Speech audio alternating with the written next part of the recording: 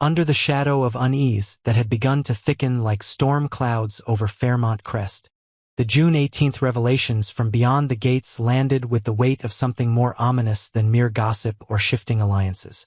A series of explosions shattered the illusion of safety in one of the town's most exclusive zones, and as smoke curled above the manicured hedges and charred brick facades, questions began to rise more quickly than answers could be given. The initial reaction was panic, but beneath the surface of chaos, a darker current stirred. Was this truly a tragic accident, or a calculated message directed at those who wielded too much power for their own good? At the center of the speculation stood two names already bound tightly to scandal and secrecy: Bill and Naomi. The very notion that a bomb could penetrate Fairmont Crest's supposedly impenetrable security system forced everyone to reconsider what they thought they knew about the hierarchy of control in their community. The security grid, often flaunted as state-of-the-art, had apparently failed at its most critical moment. But systems don't fail themselves. Someone had either manipulated the internal protocols or disabled the network entirely, a detail that sent chills through the administrative ranks and whispered one terrifying possibility. The betrayal had come from within.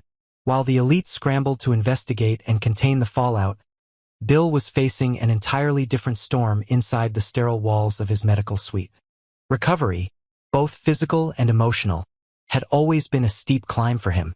Since the incident that placed him under medical care, he had been notoriously uncooperative with physicians and therapists alike, dismissing suggestions, undermining rehabilitation strategies, and retreating behind a mask of stubborn pride.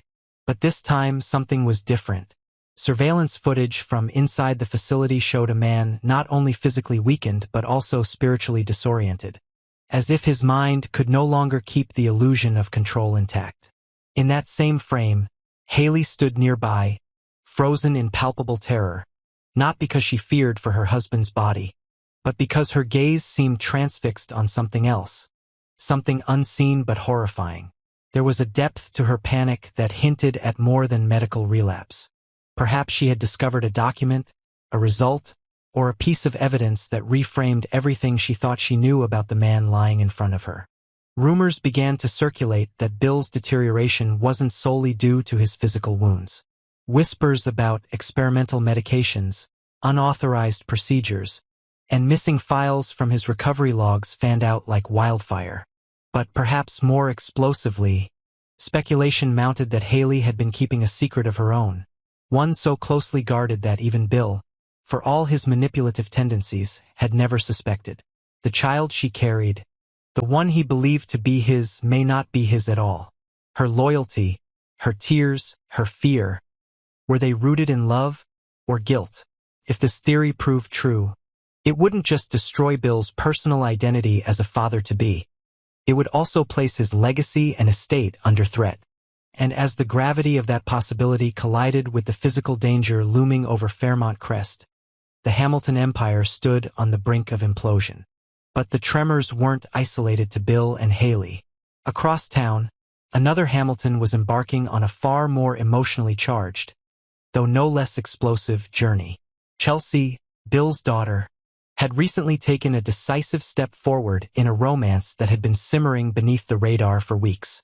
Her connection with Madison had grown into something undeniable, culminating in a shared kiss and a night of mutual exploration that had pushed boundaries and tested intentions. Madison, a woman of impressive intellect and professional discipline, had managed to breach the emotional armor Chelsea wore so tightly. Yet beneath the thrill of new affection, questions lingered like smoke after a fire. Was Chelsea's dive into this relationship a genuine surrender to love, or a reactionary move against the absence of emotional safety in her family? What made matters more volatile was the uncertainty of Bill's reaction. A man who clung to tradition even as it eroded beneath him, Bill would likely recoil at the very idea of his daughter building a life with another woman, especially a high-profile doctor who threatened to usurp the masculine authority he considered his domain. If Chelsea chose to go public with her relationship, if she dared bring Madison into the family fold, she risked not only personal rejection but potentially permanent severance from her inheritance and influence within the Hamilton inner circle. Madison, for her part, appeared willing to navigate those turbulent waters. But it remained unclear whether she truly understood the full weight of aligning herself with a Hamilton. More pressingly, did Chelsea understand it either? And then there was the question of speed. Their relationship had escalated with notable velocity, leading to speculation among even their supporters that perhaps they were sprinting into a territory neither had fully mapped. Would their next step be a formal introduction to family, cohabitation, or an even bolder commitment like engagement?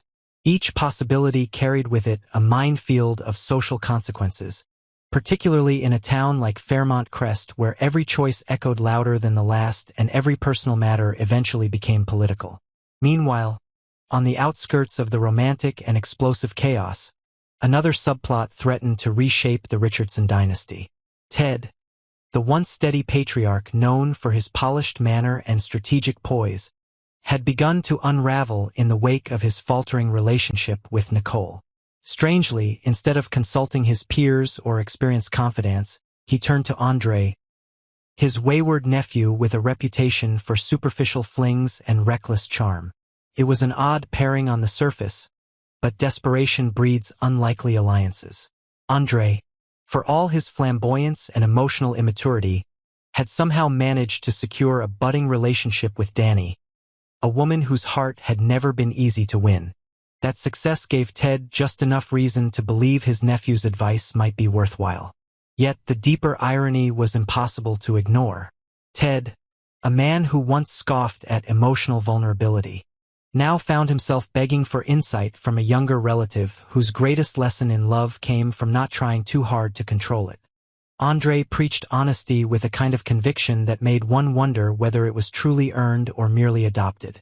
But either way, it resonated with Ted in his most fragile hour. What Andre didn't know, however, was that Nicole had already made a life-altering decision.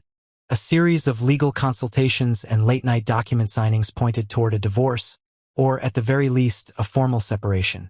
By the weekend, Ted's reality would shift beneath him, stripping him of the stability he'd always taken for granted. The consequences would not be isolated to his personal life. If he lost Nicole and the alliance she brought through name and position, his standing within the Richardson hierarchy could collapse. In such a scenario, the only leverage he might retain would come through Chelsea, his niece by extension. And if that time came, would he seek to control or protect her? Would he act as a mentor, or as an enforcer of the same patriarchal expectations that had driven her away from her father in the first place? These questions loomed quietly but grew heavier with each passing day. As Fairmont Crest tried to recover from its literal and metaphorical explosions, one thing became achingly clear.